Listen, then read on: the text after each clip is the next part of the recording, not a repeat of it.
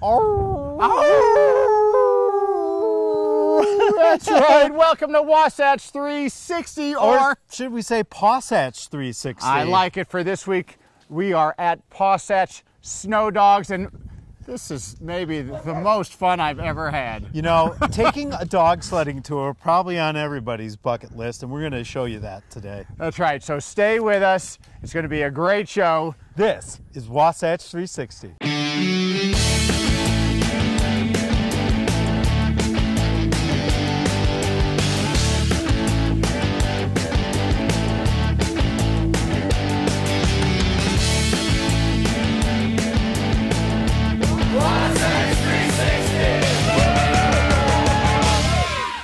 Hey everybody, we're here at something unusual. We're here in Park City at the Wasatch Ranch.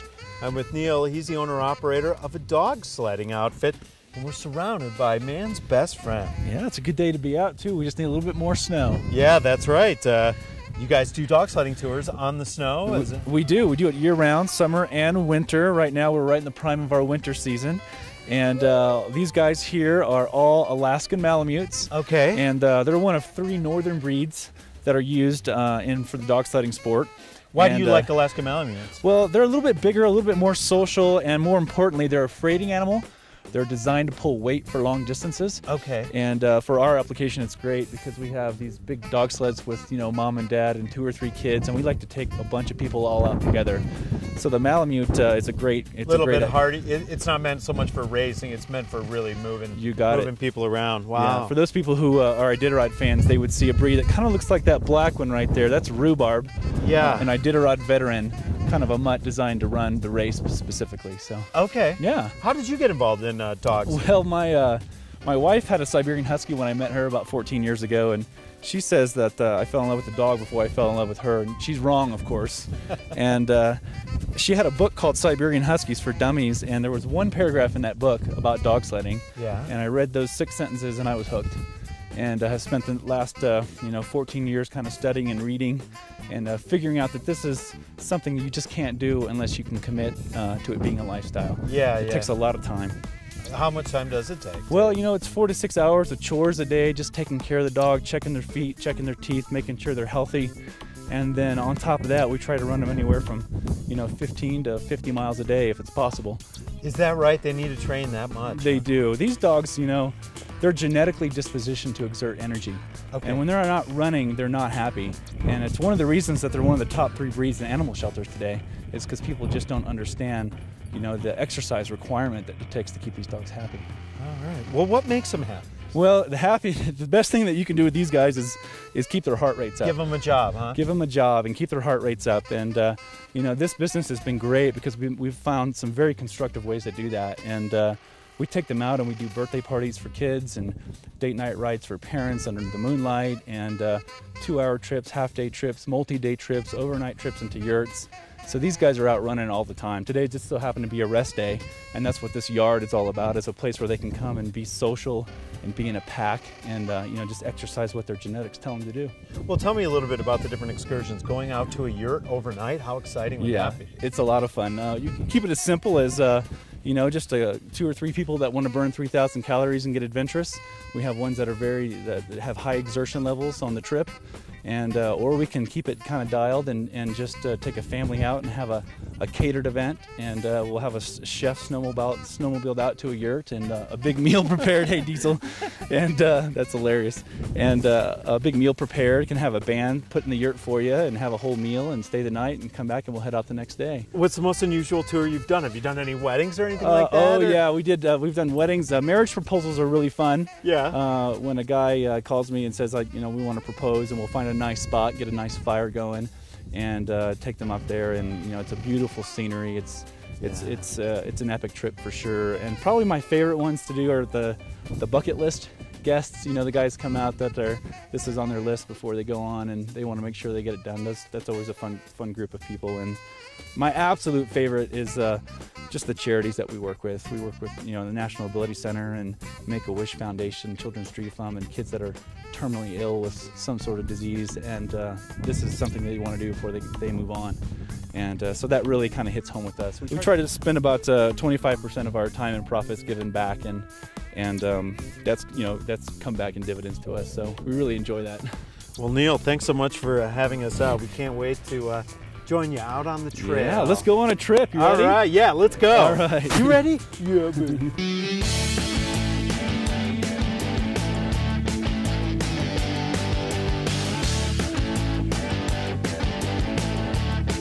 We're here at Ogden, Utah, at one of the coolest recreation centers you will ever find in the country. It's called the Solomon Center. And I'm with the Vice President of Operations, Casey Nelson. Casey, what just the most enjoyable recreation center I think I've ever seen. Yeah, it's pretty amazing, and most people don't even realize it's here in downtown Ogden. We were actually voted one of the top 10 man-made destinations in the world. Wow, Yeah, cool. I can see why. You've got a lot to offer here. Let's go one by one. Let's start off with the iFly, kind of a anti-gravity machine, if you will. Yeah, a lot of people think it's anti-gravity machine. They think it's like flying in the Willy Wonka machine, you know, with the bubbles or whatever. But that one is indoor skydiving. So think of wind speeds up to 150 miles an hour. You're free flying, learning how to sit fly, belly fly, back fly, do flips, all indoors. Can you do that? I'm not that good yet.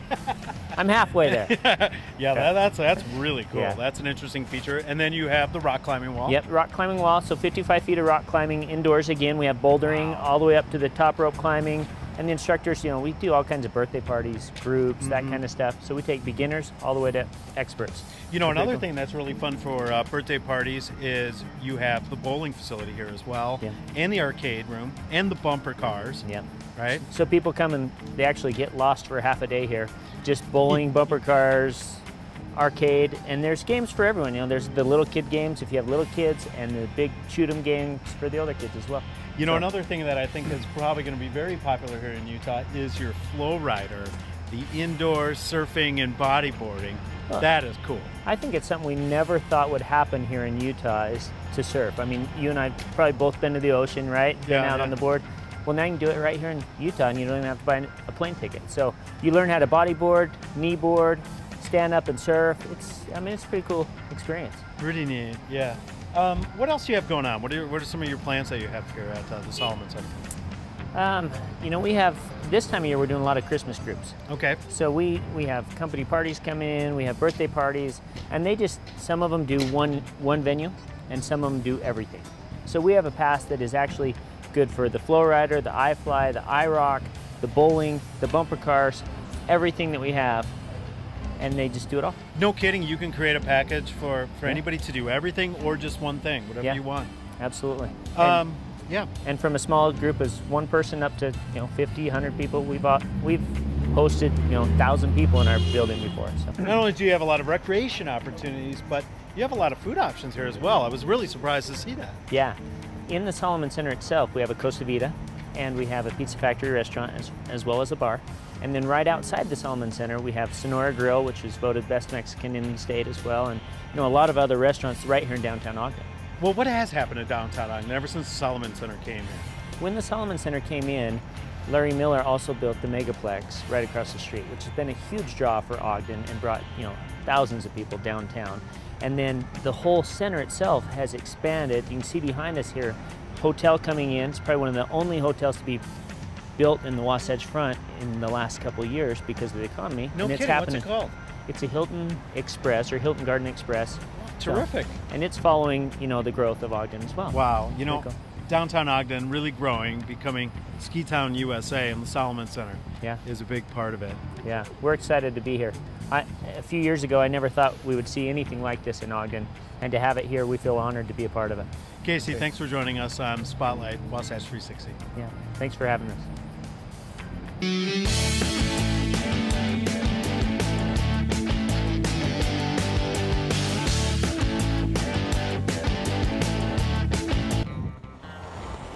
Hi, I'm Maggie Loring, Snowbird Mountain School Director. Hey, a lot of our clients come and talk to us about taking a lesson because they get so tired at the end of the day. They tell us they ski just fine most of the time, but as soon as the terrain gets steeper or it gets a little bumpy or they want to go a little faster, they kind of go, oh, my quads get sore, I can't ski all day, and I can't keep up with my friends. So I'm going to show you a little tip about what might be causing that, and then we'll see if we can figure out a way to fix it. So follow me, and I'm going to show you a little bit about what you might look like when you're skiing like that. Here we go. As I'm going down, I try to make my skis go really fast across the fall line so that I don't pick up too much speed. But notice how far back I am and listen to my skis. Ah! It's really hard and I'm pushing away a lot of snow and my skis just continue to push snow away, putting a lot of stress on my quads, and also I have to kind of push my skis around. So that may be what happens to you when you're trying to ski a little steeper and you end up a little bit back and your quads get really sore. Now I'll show you a way to fix that that might really help you ski all day. Watch my skis. I'm gonna spend a lot of time. Look how far I go down the hill. And I slow down by skiing almost back up the hill. They're nice round turns, and I'm standing up a lot taller. It's a lot smoother, and it takes a lot less stress. So next time you're out with your buddies, or if you want to take a lesson, ask them to show you how to really shape a turn so you can stay with your ski, you don't get too tired, and you can ski all day and have fun. This is Maggie Loring with Snowbird Mountain School, and this is your Wasatch 360 tip of the day. What can you save on Susay today? Family night, man's best friend, a cup of joe, for the one you love, mobile connection, looking good, the handyman, finding your way, and that is just the beginning. Shop and save for everyday and unique items, or become a member and save even more for only $9 per month. Susay.com. You'll say Susay and save.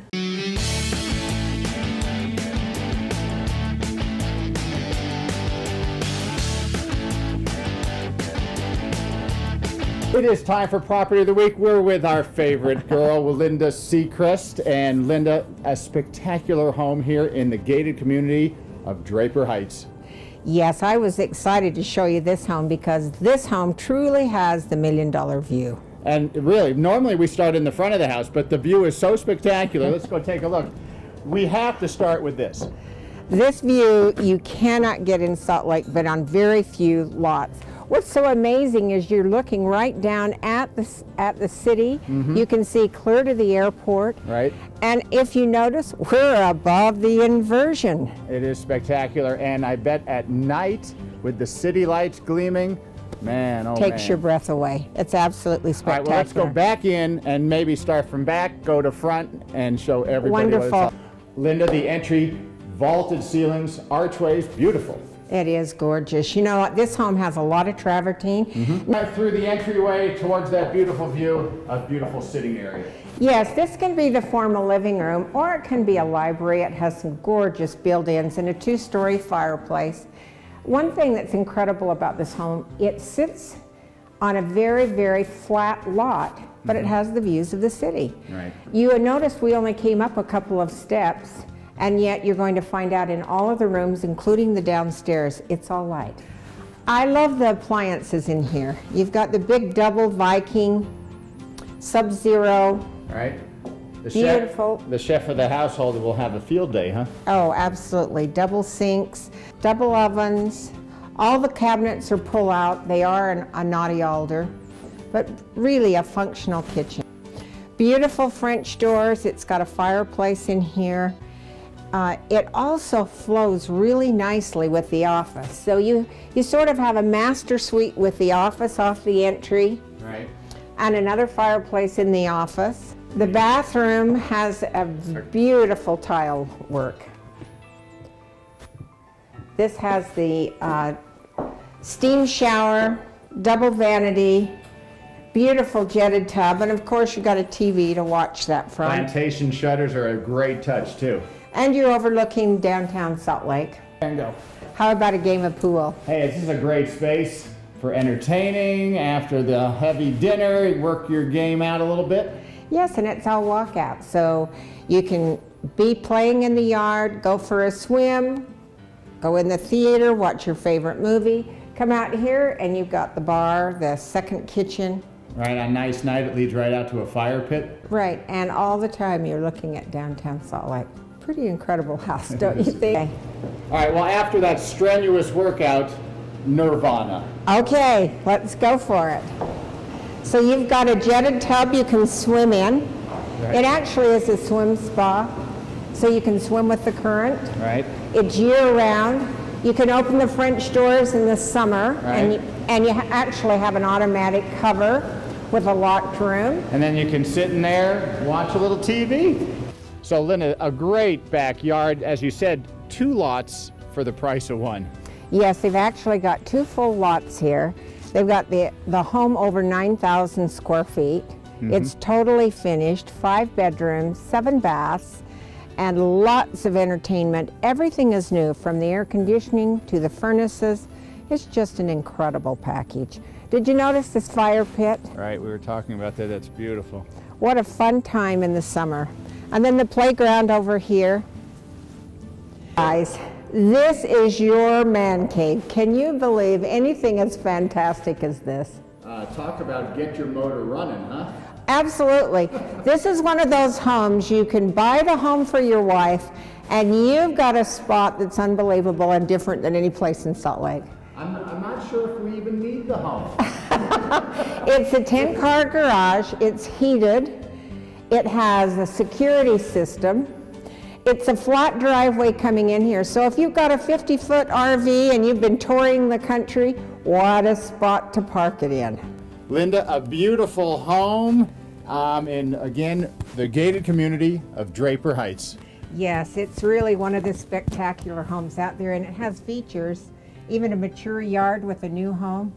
So hard to find here. Well, if you're interested in this home or anything else Linda Sechrist has, it's simple, lindasechrist.com, and a special bonus today for those watching. Yes, we're going to be open with this home 1 to 4 this afternoon.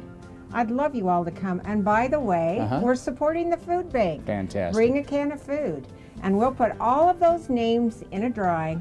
At the end of the month, we have a drawing, and we give away a free family pass to Hogle Zoo.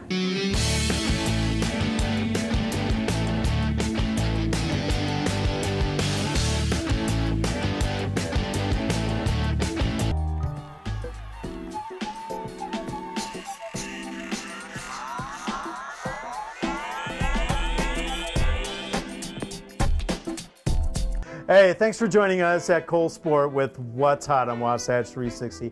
I'm with Mike. He's the rep with Dynastar, but the cows, the French company. Tell me a little bit about Dynastar. Kind of a hardcore ski company, really. Absolutely. We are born and bred in Chamonix, France, and anybody who's been to Chamonix knows that Mont Blanc. Mont Blanc, it is the birthplace of extreme skiing. Yeah. And Dynastar builds their skis for the hard charging free ride skier out there, and we've stick to one philosophy. We build our skis solid wood core, full metal laminates. Right. These skis are meant to be skied hard. Right, exactly. And they have a lot of great feel to them. I know, I've skied on these skis quite a bit. Tell me about your line that you have going this year that people can get at Cole Sport. Our biggest lineup and our most popular line at Dynastar is definitely going to be the Legend series. Okay. I've got here in my hand the Legend 94. You've got the Legend 85. Meaning 85 underfoot, 94 underfoot. Exactly, okay. Exactly. A few other models in there, we get a little wider. I think we go up to about 120, which is, that's for the big dog out there. But, these 2 skis right here are going to be designed for that all-mountain, kind of do-everything skier who wants the one ski quiver. The 94, obviously a little bit wider, guy who tends to ski off-piste a little more. The 85 for the guy who tends to stay on-piste a little bit more. Okay. But plenty of surface area on both of these skis, a little bit of rocker in the shovel. Yeah. Everybody's doing rocker these days. If you don't know what rocker is, you probably haven't been skiing for a while. Well, tell us a little bit about rocker. What just rocker real quickly. is basically it's reverse camber in the ski. Okay. And what that does for you, we've only get it in the tip here, is that it allows it's almost like an early rise. Yeah, early rise, exactly. It allows the ski to plane up on top of that mashed potato kind of chundery snow, if you will. Right. Softer so just snow. kind of a subtle little detail that Dynastar puts in. Correct. Just to make it more of a versatile ski. Exactly. I love it. Exactly. I love it. And then you've got this other ski that I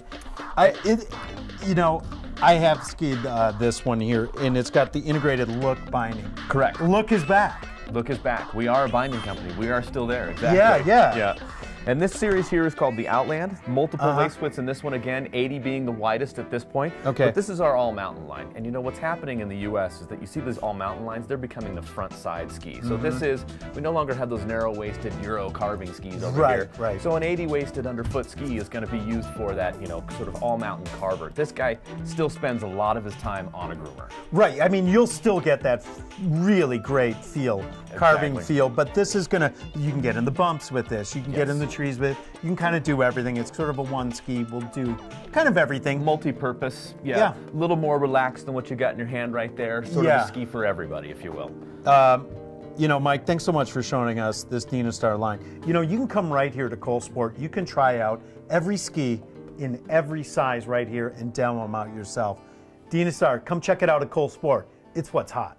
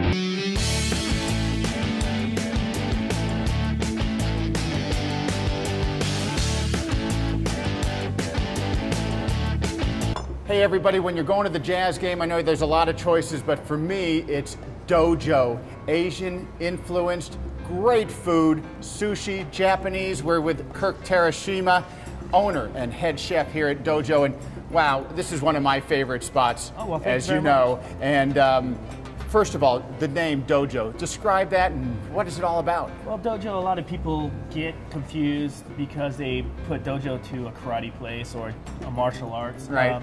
Really, Dojo is a place of enlightenment where you come and you just feel good. You know, you come and we're hoping for the atmosphere. You come and have a nice meal and hang out with some friends and stuff like that. So, now, what is the definition of Dojo? Dojo is a place of enlightenment where you go and to train to become enlightened. And become at one with. At one with. Even though if you're with more than one, it's still okay. Yeah, sure. Why not? That's right. Yeah, more the merrier. So first of all, the sushi part of Dojo, which is some of my favorite dishes, but you change it up all the time. We try to. We have a lot of regular customers that come in, so every time they come in, we try to give them a new dish. Right. The Drew Kawaguchi, my assistant chef, and my right-hand man, really, he does a lot around here. We come up with different stuff every week for him. So give me an example of like, okay, right up here, what do we have up here? Right here we have a 9-piece kind of omakase sashimi. Omakase means whatever's good, whatever's fresh.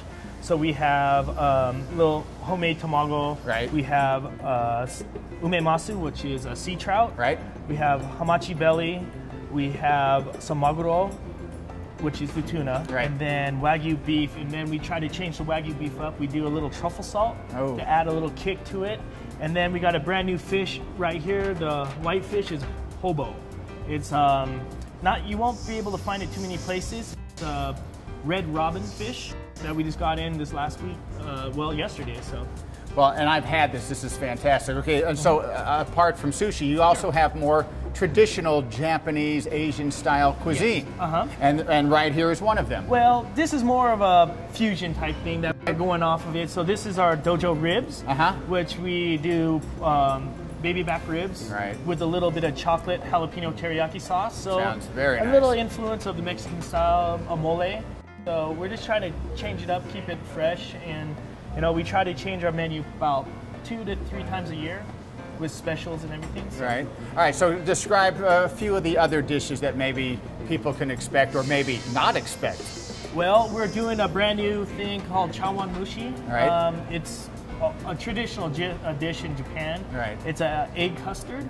So it has it's like an egg and broth custard, so it's very light, warm to the palate. Sounds fantastic. Yeah, it's really good. A lot of people are getting big reviews from it. They're enjoying it. So we're doing that. We do a homemade ramen, which we do the ramen from scratch. You know, if you read some of our Yelp reviews, we don't do the noodles from scratch. If you YouTube noodles, doing the ramen noodles, it's very, very difficult. Right. And we're practicing, but we haven't got to the point that we could serve it. So. Okay. Now, awards, you've received some? Yeah, we got received a lot of awards from City Weekly for our ramen. Right. Ted Schefter wrote us up a really good article for us that really helped us out. So, you know, we're getting great reviews on our ribs and stuff like that. So. Cool. So, what else that you can tell the patron that has not been here that they can expect? Anything at all?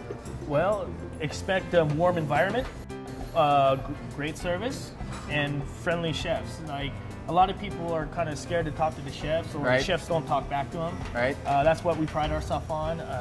Drew and I, we have combined years, probably 17 years of experience throughout Utah. So we have our regular customers that come in, and feel free to sit at the bar and ask for like a omakase, whatever is good, and we'll do stuff on the menu and off the menu for you. Great, fantastic. Thanks, Kurt. You're welcome. Hey, warm, inviting, a lot of fun, good conversation, a good time had by all. On the way to the jazz game, it's Dojo.